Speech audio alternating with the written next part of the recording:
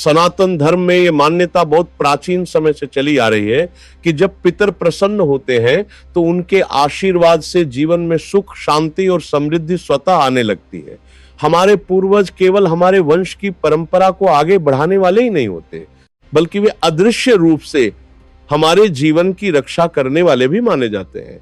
शास्त्रों में कहा गया है कि जिस परिवार पर पितरों की कृपा बनी रहती है वहां धन की कमी नहीं होती, घर में उन्नति के मार्ग खुलते हैं और जीवन में स्थिरता आती है।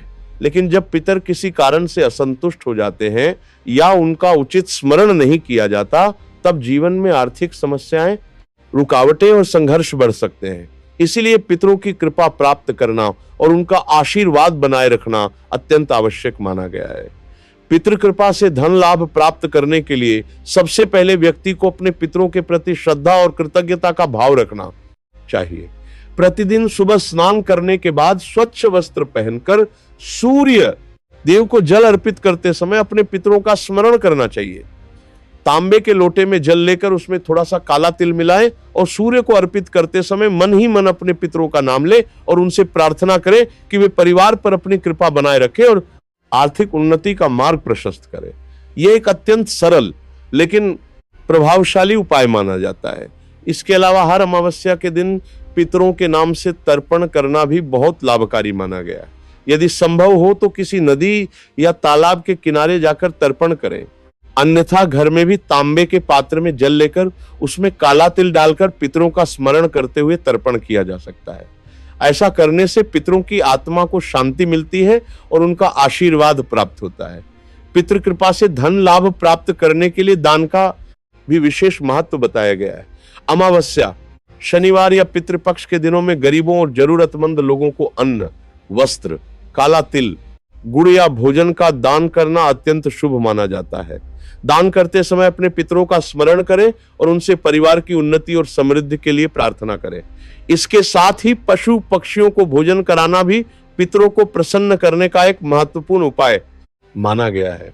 विशेष रूप से कोए को भोजन कराना पितृ तृप्ति का प्रतीक माना जाता है। इसलिए भोजन बनाते समय सबसे पहले एक रोटी अलग निकालकर कोए के लिए रखना चाहिए। इसके साथ ही गाय को रोटी खिलाना और कुत्ते को भोजन देना भी बहुत पुण्यकारी माना जाता है। शास्त्रों में कहा गया है कि जब व्यक्ति दया और सेवा का भाव रखता है तो पितर प्रसन्न होकर उसे आशीर्वाद देते हैं। शनिवार और अमावस्या के दिन पीपल के वृक्ष की पूजा करना भी पितृ कृपा प्राप्त करने का एक शक्तिशाली उपाय माना जाता है। शाम के समय पीपल के वृक्ष के नीचे सरसों के तेल का दीपक जलाएं और श्रद्धा से उसकी 7 या 11 परिक्रमा करें।